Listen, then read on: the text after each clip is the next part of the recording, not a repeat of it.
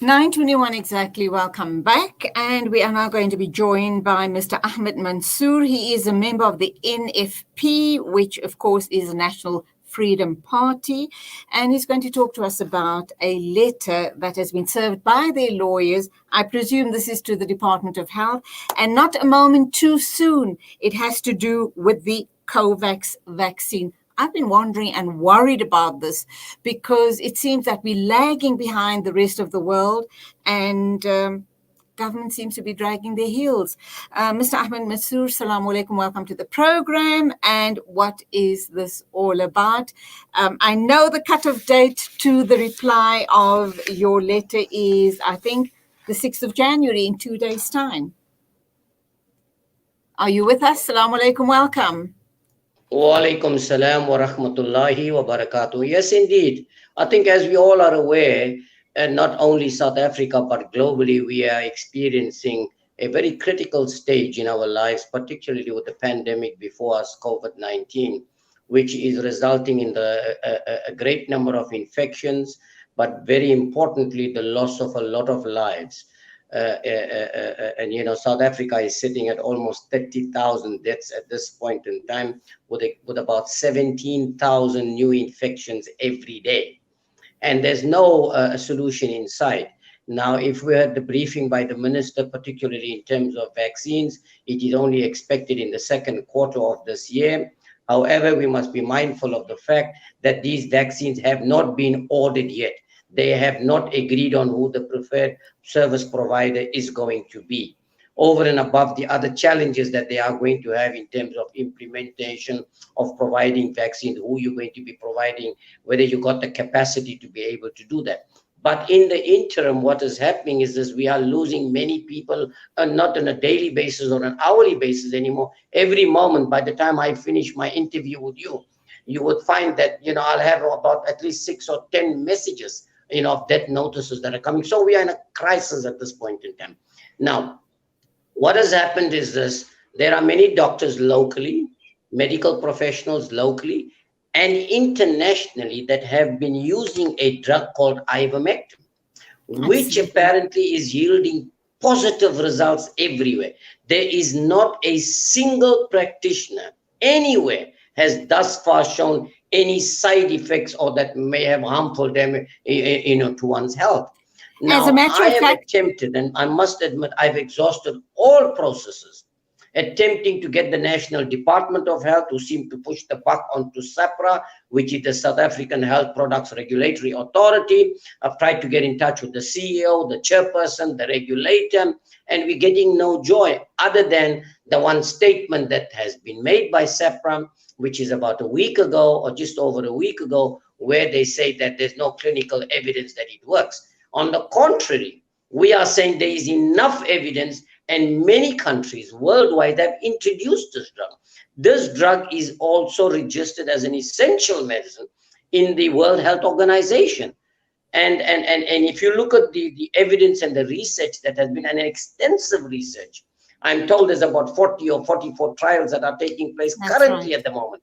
All of them yielding positive results, and there has been very little, let me repeat, very little or no known side effects. Now the department is pushing the buck onto SAHPRA. SAHPRA does not want to release this drug. On the contrary, they're talking about criminalizing it. And based on the fact that I've exhausted all internal processes, I felt then the only thing to do is go the legal route. And so we have written, I've instructed my attorneys and counsel, Advocate Milan, who's an expert on medicine in terms of the legal aspect. And what we have done is now we've put them on terms, calling for a response from them by 10 o'clock on Wednesday morning. And if they are not going to come on board, then obviously we're going to have to bring an application in. Okay. All right. Mr. Manzoor, let's just clarify this. There are two issues that we're actually discussing here. Now, I am getting a doctor to talk to us about ivermectin tomorrow. I want to talk about the pros and cons and really, go into it and really unpack the whole issue there. The letter served to the Department of Health, is it about the vaccine, the COVAX vaccine, or is it about the green light for South Africans to be allowed to buy ivermectin and to be administered? Because as you suggest, they are criminalizing the use of this drug, ivermectin. And I also understand it's very, very cheap, 10 Rand and 20 Rand a shot, something to that effect. So yes, indeed, you are correct. What is that? There are two aspects. First of all, we're talking about the vaccine. Even though there's no guarantee and assurance the vaccine is going to arrive, remember that the minister and his team yesterday also admitted there are side effects which they still need to look at. They've also admitted that they have not placed the order yet. So whether we're going to get it timelessly, but over and above that, they're talking about only going to 67%, starting with about 10. So, they're not going to touch the majority of the people anytime soon. And at the same time, our people are dying. In terms of the issue of the ivermectin, the problem we're sitting with is this, that it is being used. Even locally, there are practitioners that are prescribing it. People are using it. I was inundated with calls yesterday, last night, early hours of this morning, of people, even practitioners that have taken it themselves and where it has worked. You understand? And it's being used internationally. So what we are calling for is the department to, and remember, there is a provision in health that even though you may not have completed your trials, if there is evidence, particularly in the case of a pandemic, that there might be a drug that will be able to use, it should be allowed and it should be introduced. Over and above that, if we talk about the vaccine, there is no guarantee the vaccine is going to work. The vaccine is not registered in South Africa at this point in time. They have admitted that yesterday. Okay, so then the same principle should apply here. And if you heard what the minister said last week in his response on Tuesday to a question in terms of it not being registered and regulated in South Africa, he said we often use evidence and research internationally. And that's basically what we're asking their department to do, that internationally this is being used extensively with positive results. So make it available for the ordinary citizen in South Africa to be able to use ivermectin and take away the threats of criminality that you're talking about. Okay, two questions again, one on ivermectin and then the second one on the COVAX. Let's start with the COVAX first. I understand from the little reading that I've been doing about the non-availability or the fact that South African government hasn't yet, entered into agreement with the large pharmaceutical companies about securing the vaccine for South African citizens. One of the issues suggested is that there isn't money. The fiscus is probably almost empty. What and how do we support government in getting big business involved in funding the purchase of the vaccines? That's question number one. And question number two, regarding the Ivermex, is it Ivermectin, yes. Ivermectin. Yeah. I've been told, and I could be wrong here, but it's not safe for human consumption. It is really used by veterinary doctors, vets, for the treatment of animals. So let's start with the COVID first, and funding for securing the vaccines for South African citizens. Well, government has indicated there is no problem in terms of the funding, and it's a public-private partnership that is undertaken in order to secure these things. What they have, however, admitted is that they have not placed the orders. They have not decided on who the preferred service provider is, and that came out very, very clear. So again, there's and then they're going to base it on a whole lot of different reasons. It depends on the availability and the pricing and a whole lot of host of things. They've also admitted that there are side effects which they're going to need. So in terms of that, the argument is, if you have not placed the order and with the demand worldwide at this point in time, are we going to really get them in the second quarter or not? That's the other thing. So taking into consideration the health sector in South Africa and the challenges that we're facing currently, okay, and with the high levels of corruption and the limited resources that are available, and the truth of the matter is we don't really have the resources.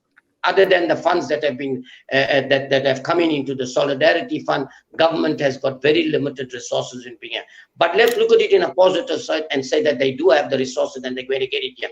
It still means they're going to have to establish which one they're going to use, When are they going to enter into this contract? When is it going to be received? Are we going to get sufficient doses of these vaccines to be able to roll it out? So that's where we have the challenges in terms of that. But it is clear, the minister has alluded that there is going to be public-private partnership in terms of that. I think the medical schemes are also coming in there. Big business have also come in. So, I don't think we're going to really have a problem in terms of getting that. And what we generally do in South Africa is just that when you don't have the resources, monies that you've allocated to one source, you take it away and you divert it and you reprioritize and reappropriate to another. So that's basically some of the things that may happen. In terms of this, it is not true what the evidence that has unfolded with the very limited and minimum kind of research that was done in South Africa at this point in time is that there is no evidence that it works for COVID-19. Okay. Yes, indeed, it has been used extensively for animals, but over and above, it's exactly the same drug that has been used previously for things like scabies and many other things. The fact that it is registered as an essential drug on the World Health Organization, there has been no proven side effects or serious harmful damage to any person. The fact that there is enough evidence worldwide that it is working. Now, what actually happened here was, in the absence of a vaccine or a drug in terms of COVID-19, because everybody's been caught wanting, what some of the scientists and the specialists and things did is that they went into previous drugs and things like that to see in case it may work.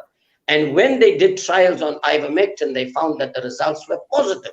And that's why they are rolling it out all over. India, Australia, many other countries are using it at this point in time.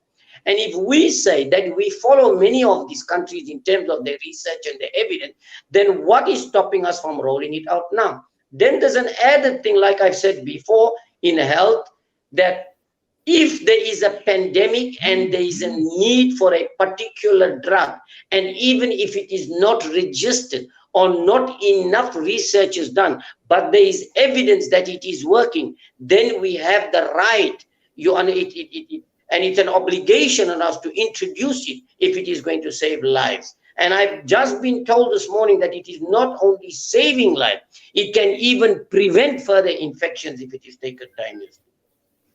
Okay, what I do also need to know, you are a member of parliament. Why is it that government has dragged its heels on the COVAX issue, the COVAX vaccine? And why do you believe they're dragging their heels on the Ivermectin issue as well?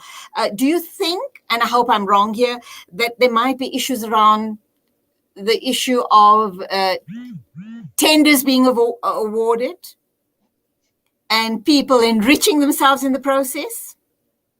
You know, to be honest with you, whatever's happened in South Africa in the last 26 and what we are experiencing in South Africa currently, you can expect anything.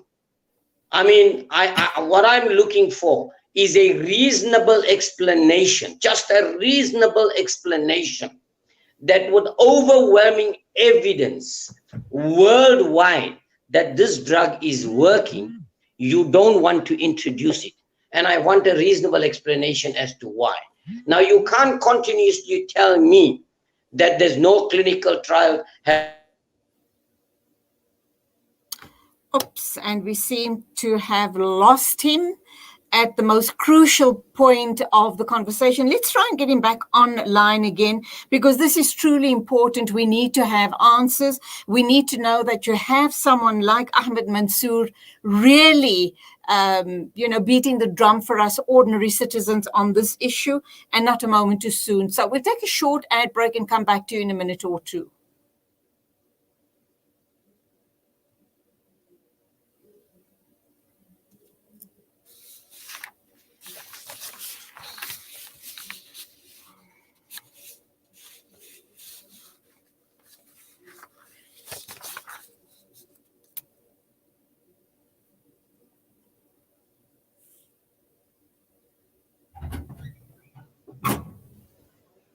So he disappeared, right? Yeah.